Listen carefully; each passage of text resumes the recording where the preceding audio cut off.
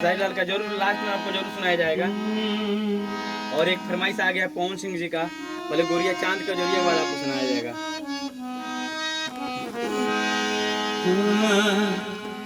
ए गुरिया चांद के ओ जोरिया नियन गोर बारू हो।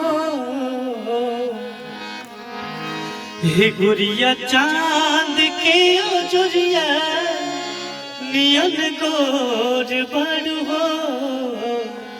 तुहर जोड़ के हो नइखे तू बेजोड़ बारू हो।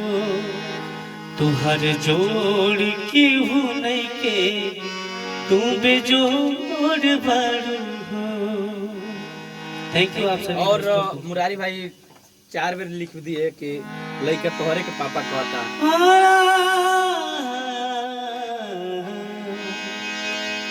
जहिया से गइल शेयर हो जा मुरारी भैया। गोदी में खिला के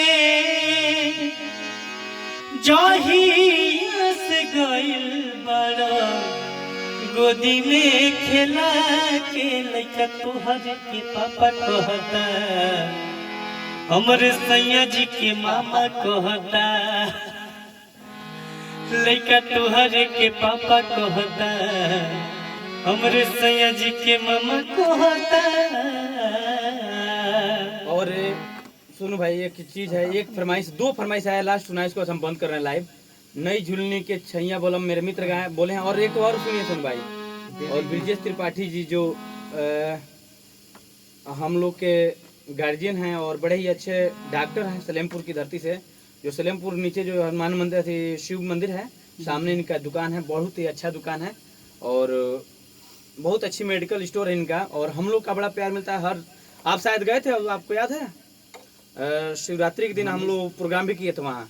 हाँ। तो वहीं उन्हीं के माध्यम से वहाँ प्रोग्राम भी हो रहा था, तो उन्हीं की फरमाइश है एक देवी गीत कोई। और फरमाइश बता देते देवी गीत कौन सा आप सुनना पसंद करेंगे।